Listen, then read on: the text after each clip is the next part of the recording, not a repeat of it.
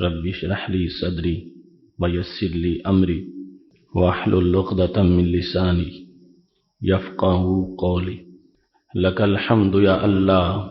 خلقتنا وهديتنا وأنقذتنا من النار. الصلاة والسلام عليك يا رسول الله، لقد بلغت الرسالة وأديت الأمانة ونصحت الأمة ومحوت الظلمة وأرشدتنا إلى السنة والجماعة. صلى الله عليك وعلى آلك وأصحابك أجمعين. أما بعد، فأعوذ بالله من الشيطان الرجيم. بسم الله الرحمن الرحيم. محمد رسول الله، صدق الله العظيم وصدق رسوله النبي الكريم الأمين.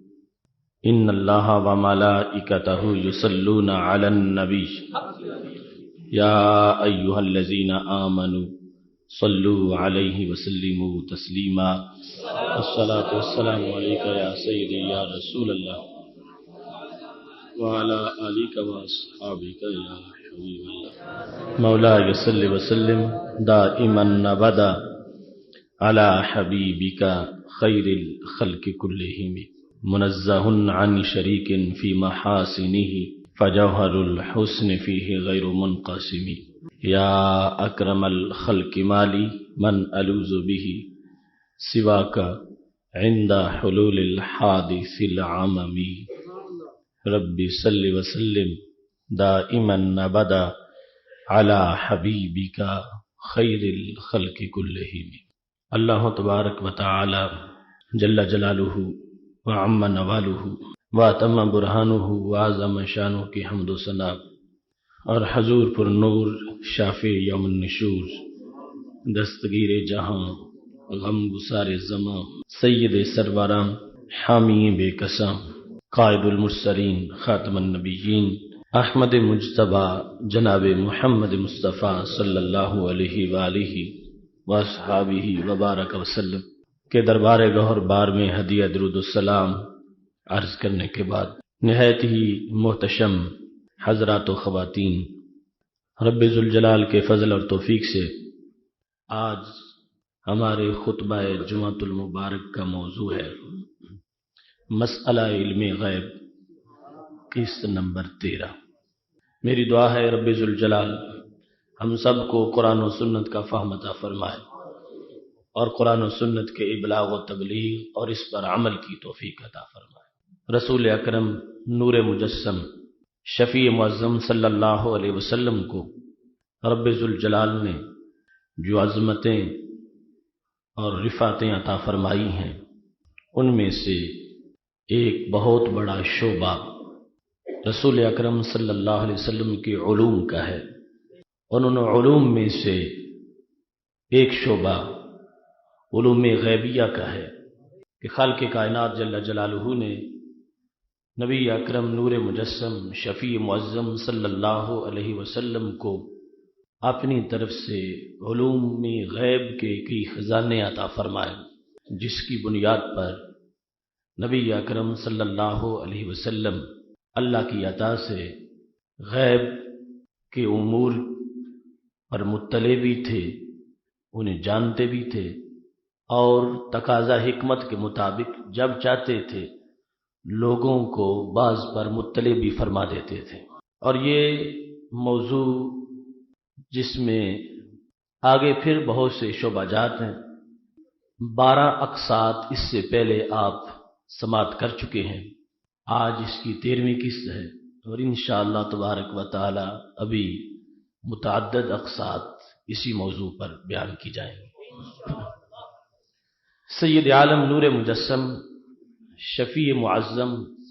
صلی اللہ علیہ وسلم ایک غزوہ کے موقع پر تشریف فرما تھے۔ طبرانی نے اس کو روایت کیا ہے، اور حضرت ابو مسعود رضی اللہ تعالی عنہ اس کے راوی ہیں۔ دوران سفر صحابہ کرام علیہم رضوان سے خورد و نوش کا سامان بالکل ختم ہو گیا، یہاں تک کہ حضرت ابو مسعود رضی اللہ تعالی عنہ کہتے ہیں حتی رأیت البکاء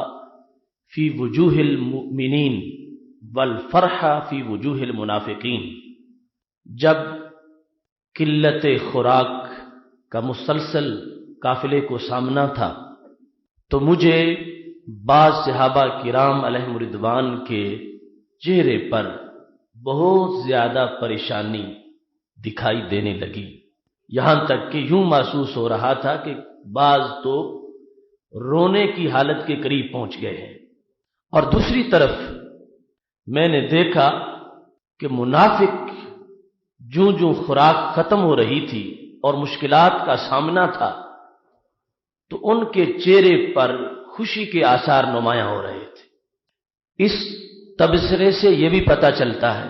کہ صحابہ کرام علیہم رضوان اور منافقین کا آپس میں یہ جو اس موقع پر چہروں کی رنگت کے لحاظ سے اختلاف تھا، اس میں اس بات کا بہت بڑا دخل تھا کہ صحابہ کرام علیہم رضوان منافقین کی شرارتوں سے واقف تھے. اتنا ان کو بھوک نے ستایا نہیں تھا جتنا یہ خطرہ تھا کہ اگر کھانے کو نہیں ملے گا تو منافقین ہمیں تانے دیں گے اور پھر ہم ان کو کیا جواب دیں گے. اور منافق خوش ہو رہے تھے کہ مسلسل دن گزر رہے ہیں اور قلت خوراک کا سامنا ہے، ہمارا موقف سچا ہو جائے گا کہ دیکھو تم نے اللہ کو مانا اور اللہ کے نبی علیہ السلام تمہارے ساتھ ہیں اور تمہیں کھانے کو بھی نہیں مل رہا. یہ الفاظ جو حضرت ابو مسعود رضی اللہ تعالی عنہ کے ہیں کہ میں نے مومنین کے چہرے پر رونے کے آثار دیکھے اور منافقین کے چہرے پر خوشی کے آثار دیکھے، اس سے یہ واضح ہو رہا ہے کہ بھوک میں تو برابر تھے اور ابھی مستقبل میں مزید خطرہ تھا. صحابہ کرام علیہم رضوان نے تو ہفتہ ہفتہ آدھی کھجور کھا کے بھی گزارا کیا ہے، تو وہ بھوک کے سامنے گھبرانے والے نہیں تھے. اصل مسئلہ تھا ایمان کی شان کا کہ ہم نے جو ایمان قبول کیا ہے ہمیں تو اس کی لذت محسوس ہو رہی ہے، مگر یہ جو منافق بغلیں بجا رہے ہیں ان کو جواب ہم کیسے دیں گے. یہ معاملہ تھا کہ منافقین خوش ہو رہے تھے کہ اچھا ہے بھوکے مر رہے ہیں، اور مومنین کو ایک تو طبی طور پر بھوک کا سامنا تھا اور دوسرا منافقین کے تانوں کا بہت بڑا خطرہ تھا کہ اب کیا بنے گا. ایسے میں رسول اکرم صلی اللہ علیہ وسلم نے جب دیکھا تو قسم اٹھائی، واللہ لا تغیب الشمس حتی یأتیکم اللہ برزق. فرمایا خدا کی قسم ہے آج سورج کے غروب ہونے سے پہلے اللہ رزق کا بندوبست فرما دے گا. نبی اکرم نور مجسم شفیع معظم صلی اللہ علیہ وسلم نے ایک آنے والے بہت بڑے واقعہ کی خبر دے دی، مومنین کو سہارا دیا کہ کوئی بات نہیں، بندوبست انشاءاللہ خوراک کا ہو جائے گا. اور کیسا بندوبست ہوا؟ حضرت عثمان غنی رضی اللہ تعالیٰ عنہ کے دل میں اللہ نے یہ القاء کر دیا کہ میرے نبی علیہ السلام نے وعدہ کر دیا ہے کہ سورج کے غروب ہونے سے پہلے رزق پہنچے گا، تو اللہ اسباب سے دیتا ہے. تو ان کے دل میں خیال آیا، فاشترا 14 رحلہ، انہوں نے 14 اونٹ براہ راست خریدے اور وہ غلے سے لادے ہوئے تھے. 14 کے 14 خرید کر نبی علیہ السلام کی خدمت میں پیش کر دیے. ابھی سورج غروب نہیں ہوا تھا کہ نبی اکرم صلی اللہ علیہ وسلم کی وہ غیب کی خبر سچی ثابت ہو گئی. رسول اکرم صلی اللہ علیہ وسلم نے صحابہ میں جب غلہ تقسیم کیا، حضرت ابو مسعود کہتے ہیں رأیت الفرح فی وجوہ المومنین. اب معاملہ بالکل برعکس ہو گیا تھا، مومنین کے چہرے سے خوشی ٹپک رہی تھی اور منافقین کے چہرے مرجھا چکے تھے.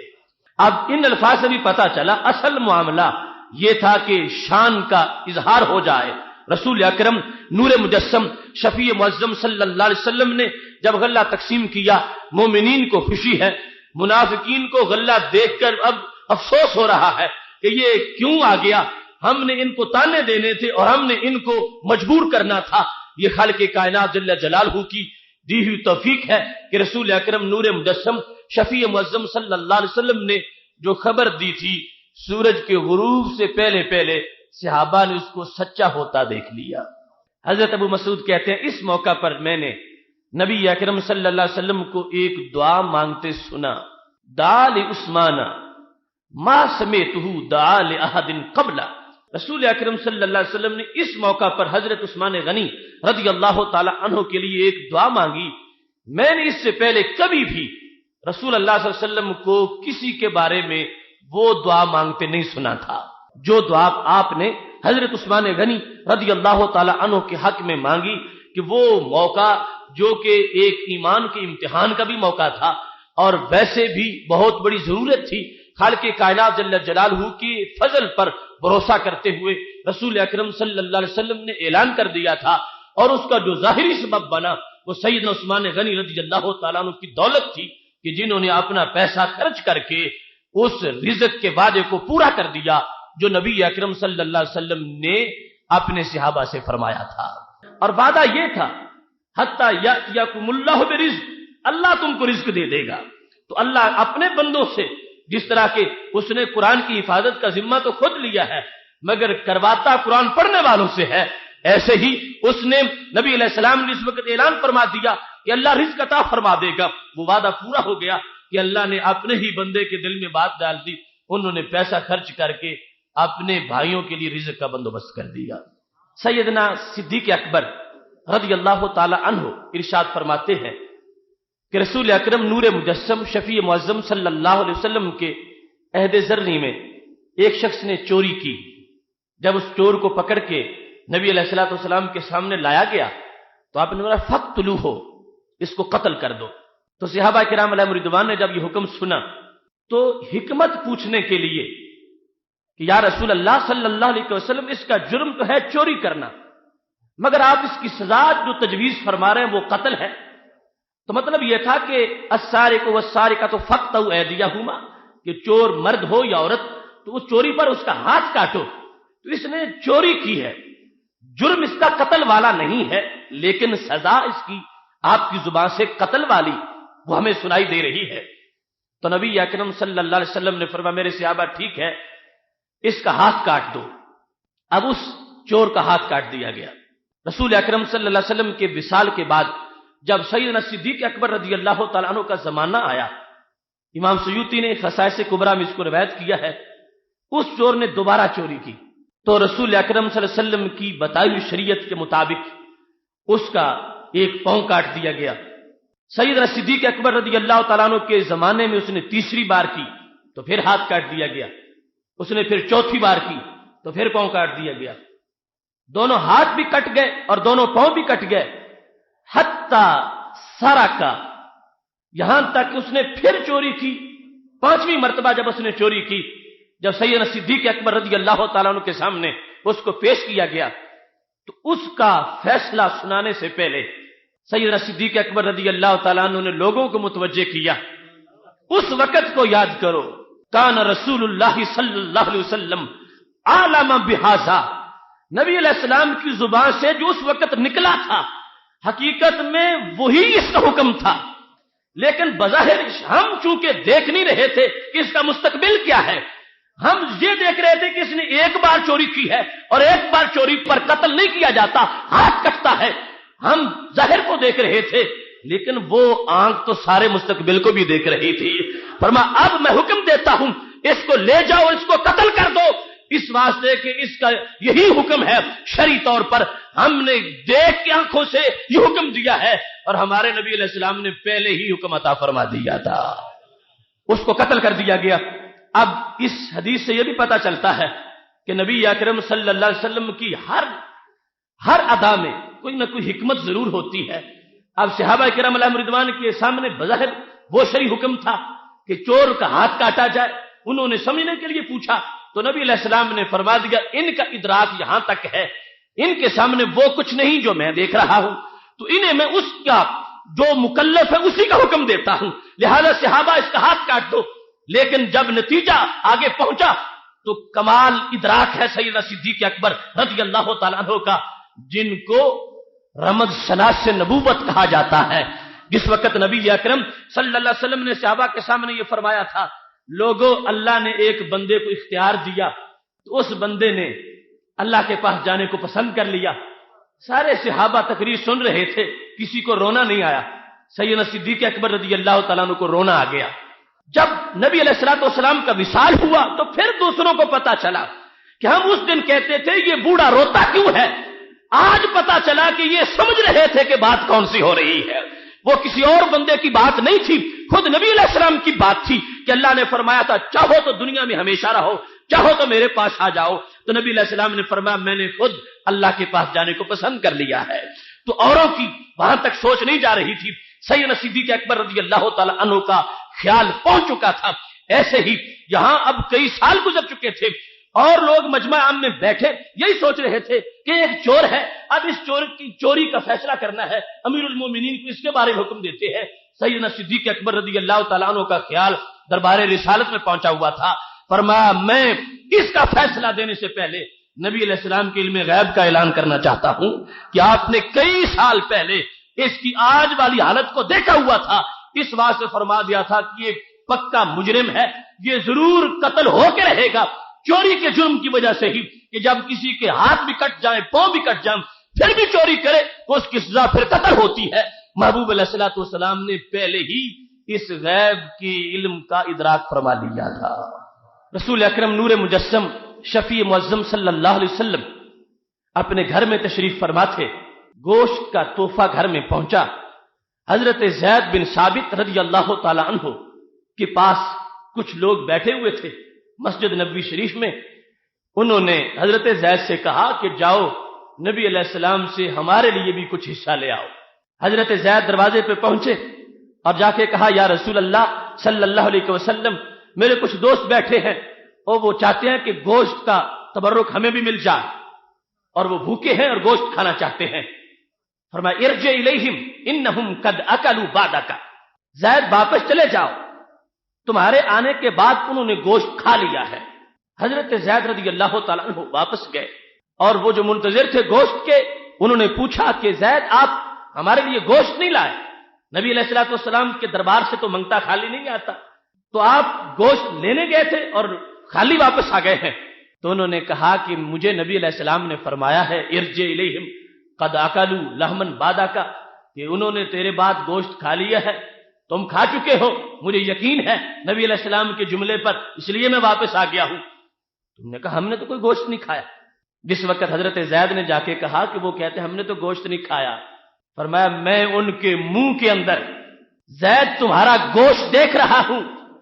جب تم آئے تھے تمہارے آنے کے بعد وہ تمہاری غیبت کر رہے تھے، اگرچہ وہ پوشیدہ بیٹھے تھے، ان کی گفتگو علیحدہ تھی، مگر مجھے میرے رب نے وہ کان دیے ہیں جو قریب سے بھی سنتے ہیں، بعید سے بھی سنتے ہیں۔ جو غیبت انہوں نے کی میں اسی کو گوشت کہہ رہا ہوں، جس طرح کے خالق کائنات جل جلالہ نے فرمایا ہے کہ جو یہ غیبت کرتا ہے وہ اپنے بھائی کا گوشت کھاتا ہے، میں جانتا ہوں انہوں نے دوسرا کوئی گوشت نہیں کھایا، وہ تمہارا گوشت کھا رہے تھے، وہ تمہاری غیبت کر رہے تھے۔ اس واسطے میں ان کو عطا سے پہلے جرم پر مطلع کرنا چاہتا تھا کہ تم نے اپنے ساتھی کو محسن سمجھ کے میرے پاس بھیجا ہے اور پھر اس کی غیبت شروع کر دی ہے، اس واسطے متنبہ کرنا چاہتا تھا۔ میں جانتا ہوں کہ ویسے بکری یا گائے کا گوشت نہیں آیا، میں مطلع کرنا چاہتا تھا کہ جو پیٹھ کے پیچھے باتیں ہوتی ہیں میں اللہ کی اذن سے ان کو بھی جانتا ہوں۔ اب جس وقت ان سے پوچھا گیا تو کہنے لگے یا رسول اللہ صلی اللہ علیہ وسلم ہم سے غلطی ہو گئی ہے، ہم نے واقعی حضرت زید کی غیبت کی تھی، اللہ سے ہمیں معافی لے دو۔ رسول اکرم نور مجسم شفیع معظم صلی اللہ علیہ وسلم نے ان کے لیے دعا مغفرت فرمائی اور ان کے لیے خالق کائنات جل جلالہ سے بخشش کی سوغات مانگ لی۔ یہاں سے بھی یہ بات بالکل واضح ہو گئی کہ وہ مجالس کہ جو بظاہر دور ہیں، جن میں آواز جو ہے وہ اتنی ہے کہ دروازے تک بھی نہیں پہنچ رہی، حضرت زید کے پیچھے جو باتیں ہو رہی ہیں رسول اکرم صلی اللہ علیہ وسلم مطلع ہیں کہ کون سی باتیں کس کے بارے میں کی جا رہی ہے۔ یہی معاملہ اس وقت تھا جس وقت رسول اکرم صلی اللہ علیہ وسلم سے پوچھا گیا کہ کچھ عورتوں نے روزہ رکھا ہے، اب افطار کرنا چاہتی ہیں تو کیا افطار کر لیں؟ ویسے تو افطار کے لیے اجازت کی ضرورت نہیں ہوتی، جس کو وقت کا پتہ چل جائے وقت آنے پر روزہ افطار کر لیں، لیکن باقاعدہ نبی علیہ السلام نے امتحان کے پیش نظر روزہ رکھوایا ہوا تھا فرمایا کوئی بھی اس وقت تک افطار نہ کرے جب تک کہ میں افطار نہ کرواؤں۔ ان دو عورتوں کے بارے میں جس وقت کہا گیا کہ اب وہ کیا کھول لیں روزہ، تو نبی علیہ السلام نے فرمایا کیف صام من ظل یأکل لحوم الناس، فرمایا اس کا روزہ کیسے ہوتا ہے جو دن میں لوگوں کا گوشت کھاتا رہے۔ تو یہ جن کے روزے کی تم باتیں کر رہے ہو یہ روزے دار نہیں ہے، انہوں نے اپنا روزہ توڑ دیا ہے، یہ دن کے وقت گوشت کھاتی رہی ہے۔ ان سے جب پوچھا گیا تو عورتیں کہنے لگی ہم نے تو کوئی گوشت نہیں کھایا۔ تو میرے نبی علیہ السلام نے فرمایا ان سے کہو کہ اس پیالے میں کہہ کریں۔ جب انہوں نے کہہ کی تو اس وقت کیا ہوا، جمع ہوا خون اور گوشت کے ٹکڑے ان کے منہ سے برآمد ہوئے۔ تو رسول اکرم صلی اللہ علیہ وسلم نے فرمایا روزہ حلال چیز کھا کے رکھا تھا مگر غیبت کر کر کے انہوں نے اپنا یہ حشر کر لیا ہے۔ اب وہ بھی معاملہ غیب کا تھا، رسول اکرم نور مجسم شفیع معظم صلی اللہ علیہ وسلم نے واضح فرما دیا اور قیامت تک اپنی امت کو یہ درس دیا کہ یہ روزہ اس کی حکمت اور معنویت یہ ہے کہ اس کے سارے آداب کو پورا کیا جائے۔ ایک شخص وہ چیز جو ویسے حلال تھی اس کو تو حرام سمجھتا ہے، روٹی کھانا رمضان سے پہلے روزے سے پہلے حلال تھا اس کو تو حرام سمجھ لیا، اور غیبت کرنا تو پہلے بھی حرام تھا اسے حلال سمجھتا رہا۔ فرمایا روزے کی حکمت کیسے پوری ہوگی؟ تو یہ مطلب تھا کہ امتحان لیا ان کے باطن کا، تقوی کا، ان کی تنہائیوں کا، کہ ہر ایک کو پتہ چل جائے کہ ہمارے نبی صرف ظاہر کو نہیں ہمارے باطن کو بھی دیکھنے والے ہیں۔ اس واسطے صحابہ کرام علیہم رضوان کہتے ہیں کہ ہمیں گھر تنہائی میں بیٹھے ہوئے بھی نبی علیہ الصلوۃ والسلام کے بارے میں یہ ہمیں باقاعدہ ہم اپنی احتیاط رکھتے تھے کہ اگر ہم نے گھر میں تنہائی میں جہاں کوئی بھی دیکھنے والا نہ ہو اگر کوئی ایسا ہم نے کام کر لیا جو شریعت کے مخالف ہوگا، ہو سکتا ہے ہمارے بارے میں آیت نازل ہو جائے، ہو سکتا ہے نبی علیہ السلام برسریام ہمیں کھڑا کر کے ہمارا مواخذہ کر لے۔ اس واسطے کہ ان کا عقیدہ تھا کہ ہمارے نبی علیہ الصلوۃ والسلام وہ ایسے علم کے مالک ہیں کہ خالق کائنات جل جلالہ نے ان کو ہمارے ظاہر کا بھی علم عطا فرمایا ہے اور باطن کا بھی علم عطا فرمایا ہے۔ ابو نعیم نے اس کو حلیہ میں روایت کیا ہے کہ رسول اکرم نور مجسم شفیع معظم صلی اللہ علیہ وسلم اپنے صحابہ کرام علیہم رضوان کے سامنے بوقت حکمت ایسی باتوں کا اعلان کر دیتے تھے۔ حضرت عبداللہ بن عباس رضی اللہ تعالی عنہما روایت کرتے ہیں اور خود اپنی والدہ حضرت ام فضل رضی اللہ تعالی عنہا سے روایت کرتے ہیں کہ ام فضل نے یہ فرمایا تھا کہ میں رسول اکرم صلی اللہ علیہ وسلم کے پاس سے گزری تو آپ نے مجھے دیکھ کے یہ فرمایا انا کے حامل بغلام۔ عبداللہ بن عباس ابھی پیدا نہیں ہوئے تھے، رسول اکرم صلی اللہ علیہ وسلم نے فرمایا ام فضل میری چچی تمہارے ہاں ایک بیٹا پیدا ہوگا۔ اور یہ کس وقت فرمایا جبکہ خود ام فضل جو ہے اپنے بارے میں ان کا یہ موقف تھا، قالت انا ذاک لی، یا رسول اللہ صلی اللہ علیہ وسلم میرے گود میں بیٹا کیسے آ سکتا ہے کہ جو بظاہر بیٹے کی ولادت کے اسباب ہیں میں ان کو مفقود سمجھتی ہوں۔ قریش نے قسمیں اٹھائی ہوئی ہیں ایک معاملے پر کہ وہ اپنی ازواج کے قریب نہیں جائیں گے اور میں اس مدت سے گزر رہی ہوں۔ انا ذاک لی، میرے ہاں بیٹا کیسا پیدا ہو سکتا ہے؟ تو رسول اکرم صلی اللہ علیہ وسلم نے جواب دیا ہوا ما قد اخبرتک، اے ام فضل جو میں نے کہہ دیا ہے وہی کچھ ہو کے رہے گا۔ ہوا ما قد اخبرتک، جو میں نے خبر دے دی ہے وہ پورا ہو کے رہے گا، جو میں نے کہہ دیا ہے وہ بات ضرور ہوگی۔ اذا ولدتی ہے فاتینی بہ، حکم دیتا ہوں تجھے اذا ولدتی ہے فاتینی بہ، جب وہ بیٹا پیدا ہو جائے اس کو لے کے میرے پاس آ جانا۔ اب حضرت ام فضل رضی اللہ تعالی عنہا خود بیان کر رہی ہیں اور جو بیٹا پیدا ہوا وہ اپنی امی سے آگے روایت کر رہا ہے۔ حضرت عبداللہ بن عباس رضی اللہ تعالیٰ عنہ کہتے ہیں کہ میری والدہ کہنے لگی کہ میرے ہاں اے عبداللہ تم نے جنم لیا، تو میں لے کر نبی علیہ السلام کے دربار میں حاضر ہو گئی۔ جب میں پہنچی بیٹا لے کے پہنچی تو کیا ہوا، اذانا فی اذنہ الیمنی واقام فی اذنہ الیسری وسماہ عبداللہ وارباہ بریق لسانہ، نبی اکرم صلی اللہ علیہ وسلم نے دائیں کان میں اذان پڑھی، بائیں میں اقامت پڑھی، نام عبداللہ رکھا اور اپنے لعاب دہن سے بچے کو گھٹی عطا فرما دی۔ حضرت ام فضل رضی اللہ تعالی عنہا کہتی ہیں جس وقت یہ معاملہ سارا ہو گیا، یعنی جو میں انکار کرتی تھی کہ میرے ہاں بیٹا کس طرح پیدا ہو سکتا ہے، اور مطلقاً میں تو حمل کا انکار کر رہی تھی، حمل کی خبر ایک مستقل غیب ہے، اور پھر بچہ ہے یا بچی ہے یہ دوسرا غیب ہے۔ اور نبی علیہ السلام نے واضح فرمایا کہ تمہارے ہاں بیٹا پیدا ہوگا، انکے حامل بغلام، غلام عربی زبان میں بیٹے کو کہا جاتا ہے، تمہارے ہاں بیٹا پیدا ہوگا، اور جب پیدا ہو جائے تو اس کو لے کے آ جانا۔ یہ بھی تیسری خبر تھی کہ بیٹا پیدا ہوگا تو زندہ پیدا ہوگا،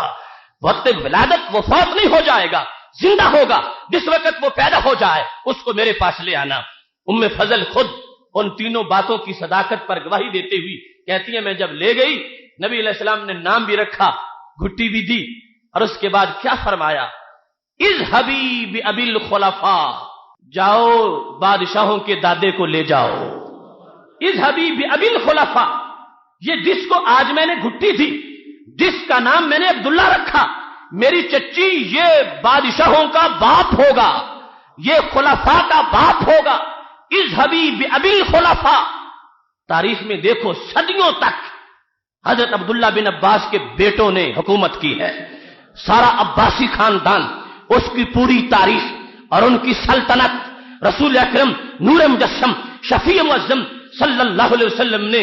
ابھی ابن عباس اس وقت پیدا ہوئے تھے،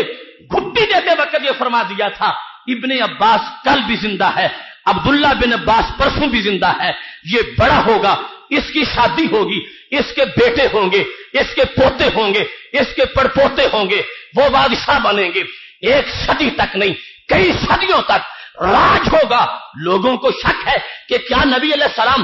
ایک بندے کی بھی کل کی خبر دے سکتے ہیں یا نہیں دے سکتے۔ ام فضل کہتی ہیں ایک کی نہیں، انہوں نے میں صدیوں میں پیدا ہونے والے درجنوں افراد کی خبر دے دی تھی کہ وہ بادشاہ بھی بنیں گے اور سارے انہی کی اولاد میں سے پیدا ہوں گے۔ نور مجسم شفیع معظم صلی اللہ علیہ وسلم کے علوم کے کیسے مظاہر ہیں۔ آپ تشریف فرما ہیں صحابہ کرام علیہم رضوان کے اجتماع میں، نبی اکرم نور مجسم شفیع معظم صلی اللہ علیہ وسلم نے یہ اعلان فرما دیا، میرے صحابہ ایک شخص فوت ہوا، هل علمتم ان اللہ قد ادخلہ الجنہ، کیا تم جانتے نہیں ہو اللہ نے اس کو جنت میں داخل کر دیا ہے۔ فتعجب القوم، قوم کو بڑا تعجب ہوا، تعجب خبر دینے پر نہیں تھا، تعجب اس بندے کا جو معمولات کا سلسلہ تھا اس کے لحاظ سے تھا، کیونکہ حدیث میں یہ الفاظ موجود ہیں ما کان لہ خیر و کثیر، اس کے لیے کوئی اچھے اعمال کی کثرت نہیں تھی، یعنی بہت بڑا عابد و زاہد ہو، رات جو ہے وہ قیام میں گزرتی ہو، روزانہ کا روزے دار ہو، ایسی صورتحال نہیں تھی۔ اس کے معمولات میں بہت زیادہ کوئی ریاضتیں عبادتیں اس طرح کی چیزیں اس کے معمولات میں نہیں تھیں، سادہ سا مومن تھا، اور ابھی اس نے ترقی کرنی تھی، عروج کو پانا تھا۔ اسی دوران وہ کلمہ پڑھنے کے بعد کچھ مدت پانے کے بعد فوت ہو گیا۔ تو نبی اکرم صلی اللہ علیہ وسلم نے خبر دی، اور خبر اس جھٹکے کے ساتھ یعنی انداز میں، اما علمتم، تمہیں پتہ نہیں ہے کہ جس کو تم دفن کر کے آئے ہو میرے صحابہ اللہ نے اس کو جنت میں داخل کر دیا ہے۔ جس وقت صحابہ کرام علیہم رضوان نے یہ سنا تو تعجب کیا کہ اس کے لیے اعمال صالحہ اگر ہماری آنکھوں کے سامنے ہوتے، بہت زیادہ جہاد ہوتا، بہت زیادہ صدقہ و خیرات، بہت زیادہ عبادات، نمازیں اور روزے، تو پھر کرینے کی بات تھی۔ یہ سب کو یقین ہے کہ نبی علیہ السلام نے جو خبر دی ہے سچی دی ہے، جنت میں وہ یقیناً داخل ہو گیا ہے، لیکن پتہ تو چلے اس کا عمل کون سا تھا کہ جس عمل کی بنیاد پر اللہ نے اس کو جنت عطا فرمائی ہے۔ جو کہ صحابہ کرام علیہم رضوان میں یہ بات اتنی پکی تھی کہ جب بھی کسی کے بارے میں یہ پتہ چلتا تھا نبی علیہ السلام کی زبان سے کہ وہ جنتی ہے، وہ فوراً اس کے معمولات کا کھوج لگاتے تھے کہ وہ کیا کرتا تھا تو جنتی بنا۔ یہاں تک کہ ایک خاتون نے محض حضرت عمر فاروق رضی اللہ تعالی عنہ سے شادی اس بنیاد پر کی تھی کہ مجھے پتا چلے کہ عمر رات تنہائی میں کیا کیا بندگی کرتے ہیں۔ ایسے معاملات کا کھوج لگانا ان کا شوق تھا۔ اب جس وقت رسول اکرم صلی اللہ علیہ وسلم نے یہ اعلان فرما دیا کہ وہ تو جنت میں چلا گیا، ایک شخص قوم میں سے اٹھا اب مجمع اسی طرح لگا ہوا ہے. وہ جس وقت اٹھا وہ سیدھا ان کے گھر چلا گیا کہ میں جا کے پوچھوں اس کی اہلیہ سے، اس کے بھائیوں سے، اس کے بیٹوں سے کہ وہ کیا کام کرتا تھا. ہم بیرون خانہ تو ہم جانتے ہیں کہ اس کے معمولات اتنے نہیں تھے، لیکن ہو سکتا ہے رات کو ساری رات گھر میں بندگی کرتا ہو یا وہ چھپ کے بہت زیادہ عبادت کرتا ہو. وہ شخص گیا، اس نے جا کے پوچھا تو گھر والوں نے اس کو خبر دی وہ کوئی زیادہ نیکی گھر میں بھی نہیں کرتا تھا. کانت لہو خصلۃ حسنہ، ایک اچھی خصلت اس میں تھی، وہ ہم نے دیکھی، اس کے سوا ہمیں کوئی اس کے ریاضتوں کا کوئی پتہ نہیں، کوئی گھر میں ایسا کام نہیں کرتا تھا. کان اذا سمع المؤذن فی لیل او نہار یقول مثل قولہ، اس کا یہ کام ضرور تھا دن کے وقت یا رات کے وقت جب بھی اس کے کانوں میں اذان کی آواز پڑتی تھی وہ جس طرح مؤذن کو پڑھتے سنتا تھا اپنی زبان سے بھی وہ کلمے دہراتا رہتا تھا، اذان کا جواب دیتا تھا. مؤذن اللہ اکبر کہتا تو وہ بھی ایسے ہی کہتا تھا. مؤذن جب اشہد ان لا الہ الا اللہ کہتا تو وہ بھی ایسے ہی کہتا تھا. وہ توحید و رسالت کا ساتھ اقرار کرتا رہتا تھا. وہ ہر وقت کی اذان جب سنتا تھا تو اس کا یہی جواب دیتا تھا. اس کے سوا ہم نے اس کا کوئی عمل نہیں دیکھا کہ جو بہت زیادہ راجح ہو اور غالب ہو کہ جس کو تم سمجھو کہ وہ ہم سے بڑھ کے کرنے والا ہے. یقیناً کوئی فاسق و فاجر تو وہ شخص نہیں ہوگا، لیکن صحابہ کو جو تلاش تھی کہ وہ بہت بڑا کوئی زاہد پادشاہ ہے کہ اس کے جنتی ہونے کا نبی علیہ السلام اعلان فرما رہے ہیں، یہ معاملہ نہیں نکلا. اور یہ بات سامنے آ گئی کہ اس کی یہ خصلت تھی کہ اذان کا جواب دیتا تھا. رسول اکرم نور مجسم شفیع معظم صلی اللہ علیہ وسلم کا دربار ایسے ہی لگا ہوا ہے. وہ شخص جب مجلس میں داخل ہوا صحابہ کہتے ہیں اتنا دور تھا کہ جہاں سے اس کو نبی علیہ السلام کی آواز سنائی دے سکتی تھی. جب آتا ہوا نبی علیہ السلام نے دیکھا تو فرمایا اتیتا اہلہ، مجھے پتا ہے تو جہاں گیا تھا اور مجھے پتا ہے تو جو باتیں کر کے آیا ہے. اتیتا اہلہ، تو اس صحابی کے گھر والوں کے پاس گیا تھا. وسألتہ کذا و کذا، اور تو نے جا کے ان سے یہ پوچھا ہے کہ اس کے رات کے معمولات کیا تھے اور اس کے دن کے معمولات کیا تھے. وَأَخْبَرُوكَ بِكَذَا وَكَذَا، اور تجھے انہوں نے یہ بتایا ہے کہ وہ اذان کا جواب دیتا تھا. اس کے اعمال میں یہ خصلت تھی کہ جب بھی مؤذن اذان پڑھتا تھا وہ اذان کا جواب دیتا تھا. کیا ایسے ہی معاملہ نہیں ہے؟ جس وقت نبی علیہ الصلوۃ والسلام نے یہ پوچھا اس کے جانے کا بھی بتایا، جہاں پہنچا یہ بھی بتایا، جو باتیں ہوئی وہ بھی بتائیں، جو جواب دیا گیا وہ بھی بتا دیا. تو اب صحابی کہتے ہیں اشہد انک رسول اللہ صلی اللہ علیہ وسلم، میں گواہی دیتا ہوں کہ تم اللہ کے سچے رسول ہو. پہلے بھی یقین ہے، لیکن اب یہ نعرہ جو رسالت کا لگا تھا تو کس بنیاد پر کہ جو کچھ میں غیب میں جا کے دیکھ کے آیا ہوں اور کانوں سے سن کے آیا ہوں، میرے نبی آپ نے یہاں بیٹھے سب کچھ سچ بتا دیا ہے. اب دیکھیں اس مقام پر رسول اکرم نور مجسم شفیع معظم صلی اللہ علیہ وسلم کا ہر لمحہ اور سیرت کا ہر مرحلہ، اس میں ایک نہیں کتنی اخبار غیب ہے اور کس قدر غیب کا اظہار ہے. اور یہ بطور معجزہ اس کا اظہار کیا جا رہا تھا کہ میرے صحابہ یہ جانے، اور یہ عظمت تھی. اس واسطے تو صحابہ کرام علیہم رضوان اب زبان سے اشہد انک رسول اللہ یہ کہنے میں خوشی محسوس کر رہے ہیں، حالانکہ پہلے بھی یقین ہے، پہلے بھی ایمان ہے. اب دوسرے صحابہ کو یہ مطلع کر رہے ہیں کہ میں منافق نہیں ہوں، میں پکا مومن ہوں، اس واسطے کہ میں اپنے نبی علیہ السلام کے علم غیب کا اقرار کر رہا ہوں. میں نے جا کے دیکھا ہے، میں گیا تو تھا یہ پوچھنے کے لیے کہ مجھے پتا چل جائے کہ معمولات کیا ہے، اور ضمناً یہ بات بھی سامنے آ گئی کہ یہاں بیٹھے ہوئے بھی گھروں کے ماحول سے بھی واقف ہیں، یہاں بیٹھے ہوئے بھی جانتے ہیں کہ لوگ گھروں میں باتیں کیا کر رہے ہیں، سوال کیا ہو رہا ہے، جواب کیا دیا جا رہا ہے. تو یہ رسول اکرم صلی اللہ علیہ وسلم کا علم غیب شریف ہے. ایک طرف تو بیٹھے ہوئے یہ خبر دے دی کہ صحابہ جس کو تم نے زمین میں دفن کیا تھا وہ تو جنت بری میں پہنچ چکا ہے، اللہ نے جنت عطا فرما دی ہے. اور دوسری طرف یہ بھی دوسرے نمبر پر جب کسی کو جستجو تھی کہ ہم عمل تلاش کریں تو محبوب علیہ الصلوۃ والسلام نے ان کی ملاقات کی پوری رویداد کو بھی بیان فرما دیا. کتنا برکت والا عقیدہ ہے. آج وہ شخص یہ کہے کہ ان کو معاذ اللہ اپنا پتہ نہیں تھا کہ میرے پاس کیا ہوگا، وہ تو اپنے غلاموں کے بارے میں بار بار خبریں دے رہے تھے کہ یہ جس نے میرا کلمہ پڑھا اگرچہ زیادہ عمل کی مزید مہلت نہیں بھی مل سکی، ابھی وہ ترقی کر رہا تھا کہ درمیان میں ایسا مرحلہ آ گیا ہے، میرے صحابہ محروم نہ سمجھنا اس کو، خالق کائنات جل جلالہ نے اسے بھی جنت عطا فرما دی ہے۔ سید عالم نور مجسم شفیع معظم صلی اللہ علیہ وسلم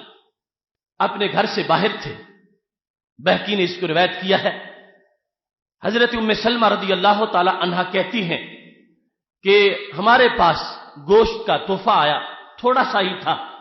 تو میں نے کہا کہ اس کو نبی علیہ السلام کے لیے ہم بچا کے رکھتے ہیں۔ سائل دروازے پہ آ گیا، اس نے پوچھا اور اس نے سوال کیا تو ہم نے اس کو دعا دے کے ٹال دیا، بارک اللہ فیکا، اللہ تجھے برکت دے، اس وقت ہم تجھے کچھ نہیں دے سکتے۔ وہ سائل چلا گیا، رسول اکرم نور مجسم شفیع معظم صلی اللہ علیہ وسلم جس وقت گھر تشریف لائے، حضرت ام سلمہ رضی اللہ تعالی عنہا کہتی ہیں میں نے غلام سے کہا کہ وہ گوشت نبی علیہ السلام کے لیے پیش کرو۔ جس وقت غلام گوشت لینے کے لیے گیا تو وہ سیاہ پتھر بن چکا تھا۔ رسول اکرم نور مجسم شفیع معظم صلی اللہ علیہ وسلم نے فرمایا اب سن لو، تم نے معاملہ چھپایا ہے، جاکم السائل، تمہارے پاس ایک منگتا آیا تھا، رددتموہ ہو، تم نے اس کو رد کر دیا۔ اس نے سوال کیا تھا، گوشت گھر میں موجود تھا، تم نے اس کو نہیں دیا۔ کان ذاکا لذالکا، یہ گوشت قسمت میں اس کے لیے تھا۔ اور حقیقت کے لحاظ سے جو معنویت تھی وہ یہ تھی کہ حضرت ام سلمہ رضی اللہ تعالی عنہا کی توجہ اگرچہ اس طرف نہ گئی ہو، یعنی کوئی صدقہ کا اس میں شائبہ موجود تھا، خالق کائنات جل جلالہ نے اب اس کو پتھر بنا دیا ہے کہ نبی اکرم نور مجسم شفیع معظم صلی اللہ علیہ وسلم کی شان اس سے بلند و بالا ہے۔ حضرت ام سلمہ رضی اللہ تعالی عنہا کہتی ہیں وہ سیاہ پتھر کئی سالوں تک میرے گھر میں موجود رہا۔ رسول اکرم نور مجسم شفیع معظم صلی اللہ علیہ وسلم نے اپنے علوم کی روشنی میں جو بظاہر دیکھنے والوں کو معاملہ نظر نہیں آ رہا تھا، آپ نے اس کو طے فرما دیا۔ حصہ سائل کا تھا، جب اس تک نہیں پہنچا تو یہ صورتحال ہو گئی ہے کہ خالق کائنات جل جلالہ نے اس کو پتھر کا رنگ عطا فرما دیا ہے۔ محتشم سامعین حضرات، حضرت ابو دردہ رضی اللہ تعالی عنہ کے ایمان لانے کا واقعہ بھی بڑا عجیب ہے۔ حضرت ابو دردہ رضی اللہ تعالی عنہ، اس کو بھی بہقی نے روایت کیا ہے، اپنے گھر میں اسلام لانے سے پہلے انہوں نے ایک بت رکھا ہوا تھا اور اس کو پوجتے تھے۔ حضرت عبداللہ بن رواحہ رضی اللہ تعالی عنہ اور محمد بن مسلمہ، یہ دونوں حضرت عبداللہ بن رواحہ اور محمد بن مسلمہ ابو دردہ رضی اللہ تعالی عنہ کی عدم موجودگی میں ان کے گھر چلے گئے اور گھر جا کے اس بت کو ٹکڑے ٹکڑے کر دیا۔ حضرت ابو دردہ رضی اللہ تعالیٰ عنہ جب گھر واپس آئے تو دیکھا کہ جو میرا معبود ہے اس کے تو ٹکڑے ٹکڑے ہو چکے ہیں۔ اب دو حالتوں کا سامنا ہو سکتا تھا، یا تو غصہ اس بنیاد پہ آتا کہ میرے دوستوں نے میرے معبود کو کیوں ٹکڑے کیا ہے، اور دوسرا یہ بھی ہو سکتا تھا جس طرح غصہ حضرت حمزہ رضی اللہ تعالیٰ عنہ کو آیا تھا جب حالت شرک میں تھے اور ابو جہل نے شکایت لگائی تھی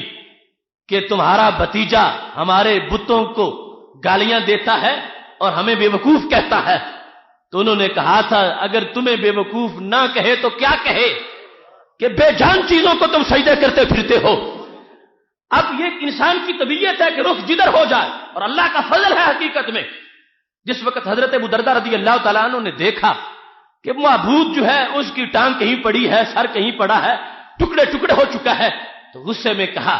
ہلا دفعت عن نفسک، تو اپنا آپ بھی نہیں بچا سکا، میرا معبود تو بنا ہوا ہے اور تجھ میں یہ بھی نہیں کہ تو اپنے آپ کو بچا سکتا، تجھے وہ ٹکڑے ٹکڑے کر کے چلے گئے اور تو دیکھتا رہا۔ اب آپ کے دل کی حالت بدل چکی تھی، معبود باطل جو تھا اس کو جب گالیاں دی اور اس سے غصے ہوئے، اب دل میں شوق پیدا ہوا کہ یہ معاملہ تو گھٹیا ہے، سچے خدا کو ماننا چاہیے، چلتا ہوں رسول اکرم نور مجسم شفیع معظم صلی اللہ علیہ وسلم کے دربار میں پہنچتا ہوں تاکہ آپ مجھے حقیقی خدا کا پتہ عطا فرما دیں۔ اب یہ وہ منصب ہے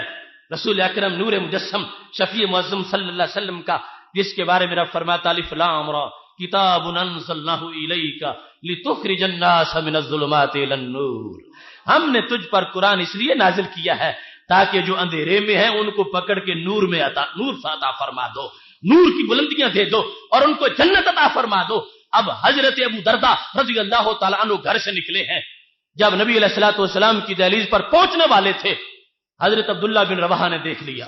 کانپتے کانپتے نبی علیہ السلام کے پاس پہنچے، کہنے لگے ہم نے ابو درداء کا بت توڑا ہے. اہذا ابو درداء، یہ ابو درداء ہے، ما جاء الا فی طلبنا، یہ ہمیں پکڑنے آئے ہیں. یا رسول اللہ صلی اللہ علیہ وسلم،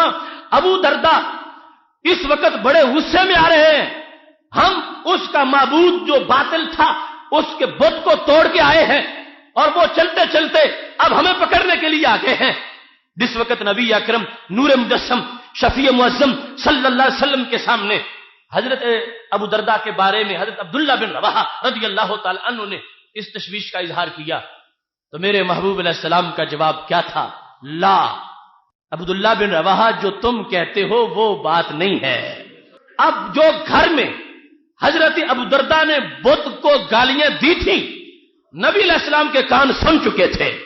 اور جو ان کے دل میں کیفیت تھی رسول اکرم صلی اللہ علیہ وسلم اس کا ملاحظہ فرما چکے تھے. اب جو بت توڑ کے آئے ہیں وہ تو بار بار یہ کہہ رہے تھے کہ اب معاملہ خراب ہو گیا ہے، وہ تو وہاں تک نہیں رکے، کہیں اور ملاقات ہو جاتی تو معاملہ اور تھا. یا رسول اللہ صلی اللہ علیہ وسلم، تمہاری مجلس میں اگر ان کے مجرم پکڑے جائیں تو ہو سکتا ہے وہ آپ سے بھی گستاخی میں پیش آ جائے. ابو درداء ہمارا تو دوست ہے، ہمیں جو بھی وہ کہہ لیتا، لیکن اب ہم آپ کی پناہ میں ہیں، آپ کے پاس ہے، تو اس وقت یہاں پر ان کی زبان سے کوئی لفظ نکل گیا تو معاملہ بڑا خراب ہو جائے گا. حضرت عبداللہ بن رواحہ رضی اللہ تعالیٰ عنہ ڈر رہے تھے، کانپ رہے تھے، لیکن جو دلوں پر نگاہ رکھنے والی ذات ہے، فرمایا ابو درداء کے بارے میں تم کسی خطرے کو محسوس نہ کرو، ما جاء الا لیسلم. اب ابو درداء اسلام قبول کرنے کے لیے آ رہے ہیں. رسول اکرم نور مجسم شفیع معظم صلی اللہ علیہ وسلم نے ان کی آمد سے پہلے مطلع فرما دیا. جب حضرت عبداللہ بن رواحہ ڈر رہے تھے کہ وہ پہنچ گئے تو پھر معاملہ کیا ہوگا، ان کے آنے پر معاملہ بگڑ جائے گا، رسول اکرم نور مجسم شفیع معظم صلی اللہ علیہ وسلم نے ان کی جو دل کی کیفیت تھی اور اس وقت جو دل کی حالت تھی اس کو سامنے رکھتے ہوئے فرما دیا، لا ہرگز ایسا نہیں. جو خطرہ تم محسوس کر رہے ہو تمہارے سامنے قرائن ہے، تمہارے سامنے اس کا ظاہر ہے، تمہارے سامنے بت کو توڑنے کا معاملہ ہے، لیکن اللہ نے جو علم مجھے دیا ہے اس کے لحاظ سے میں یہ گارنٹی دے رہا ہوں وہ صرف اس لیے آ رہے ہیں کہ وہ میرے ہاتھ پر اسلام قبول کرنا چاہتے ہیں. رسول اکرم نور مجسم شفیع معظم صلی اللہ علیہ وسلم نے جس وقت یہ خبر دی ہے صحابہ کرام علیہم رضوان کو اطمینان ہو گیا کہ ابو درداء جو ہیں جب سرکار دو عالم صلی اللہ علیہ وسلم یہ فرما رہے ہیں تو پھر یقیناً اب ان کے دل کی حالت تبدیل ہو چکی ہوگی. وہ آئے ہیں تو رسول اکرم نور مجسم شفیع معظم صلی اللہ علیہ وسلم کو دیکھتے ہی ان کی زبان سے اللہ کی توحید کا نعرہ بلند ہوتا ہے، نبی علیہ الصلوۃ والسلام کی رسالت کا نعرہ بلند ہوتا ہے. تو یہ وہ علم غیب کا ایک تسلسل ہے اور علم غیب کی روشنی ہے کہ جس کی بنیاد پر صحابہ کو سہارے ملتے رہے، جہنمیوں کو جنت ملتی رہی، اور وہ لوگ جو کفر کے مکی تھے اور جہنم کے قیدی تھے، نبی اکرم صلی اللہ علیہ وسلم کی روشنی نے ان کے دل کو ایمان کا گہوارہ بنا دیا ہے. محتشم سامعین حضرات، رسول اکرم نور مجسم شفیع معظم صلی اللہ علیہ وسلم کا اس موقع پر حضرت ابو درداء رضی اللہ تعالی عنہ کے بارے میں یہ خبر دے دینا، اس میں بھی علوم غیب کے کئی شعبہ جات ہیں، کئی پہلو ہیں اور کئی حالتوں کے بارے میں رہنمائی ہے. یہ بھی ہو سکتا تھا کہ حضرت ابو درداء جب گھر میں تھے